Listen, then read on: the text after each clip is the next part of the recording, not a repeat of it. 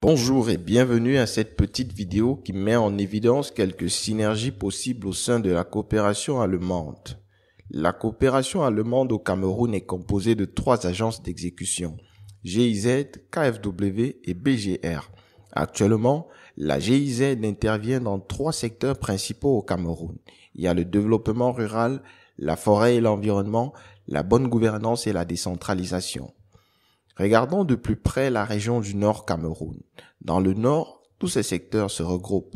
GIZ, KfW et BGR travaillent tous dans la région.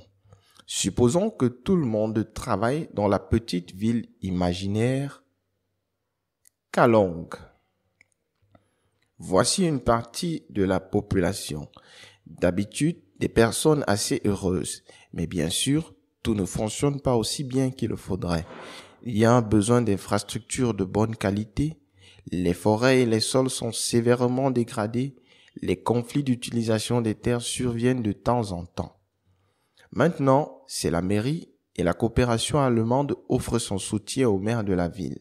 Il y a le PADER pour le développement rural, le PRADEC pour la décentralisation et la bonne gouvernance, le PROFE pour la gestion des forêts, la KfW pour l'appui financier, la BGR pour l'appui scientifique et d'autres partenaires techniques et financiers PTF.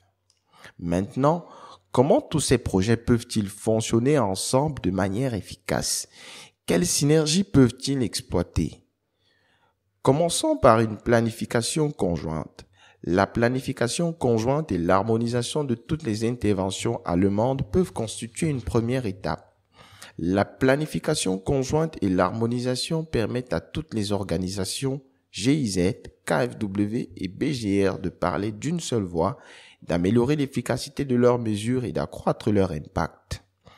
Cette concertation est donc prévue tous les 2 mois à Garoua.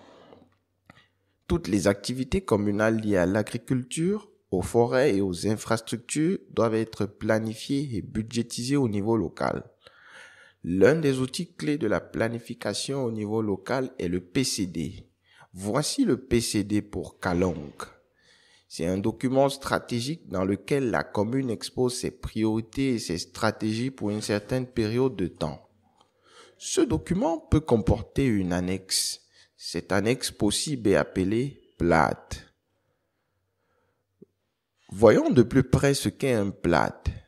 PLAT signifie plan local d'aménagement et de développement durable du terroir.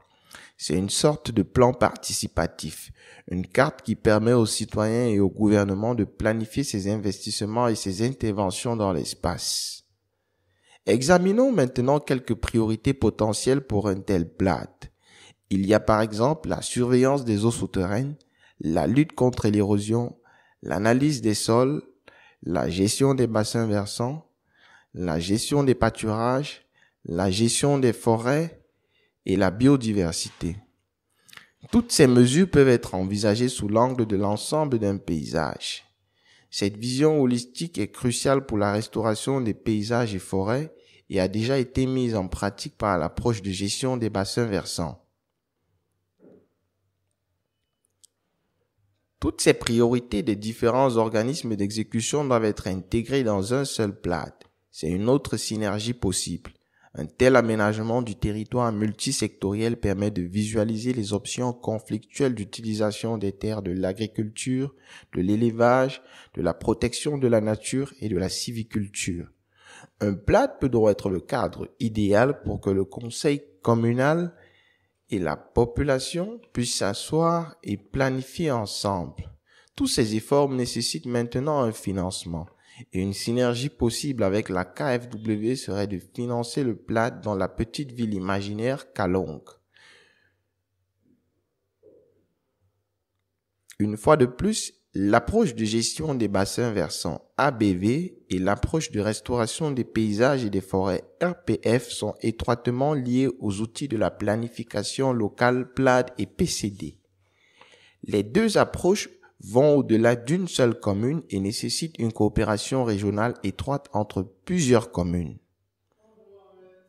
Mais, si les choses ne se passent pas comme prévu, eh bien, nous avons tous mis en place des mécanismes de plainte et de résolution des conflits. Une autre synergie possible consiste donc à harmoniser nos différents mécanismes de résolution des conflits.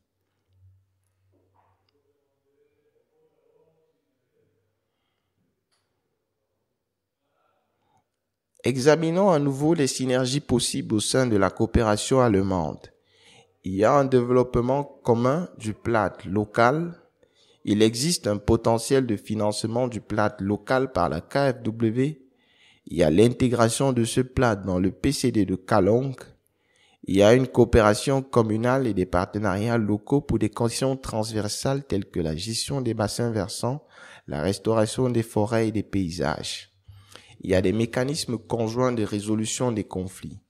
Il y a une analyse et une cartographie approfondie des sols, une planification conjointe, une collaboration intersectorielle plus étroite et des interventions harmonisées comme prévu dans la concertation intersectorielle chaque 2 mois à Garoua. Une question demeure. Quel est l'intérêt de la population? La population de Kalong bénéficie désormais d'interventions plus efficaces, de forêts, de sols et de paysages restaurés, d'une meilleure gestion des bassins versants, d'une eau potable de qualité ainsi que de moins de conflits d'utilisation des terres.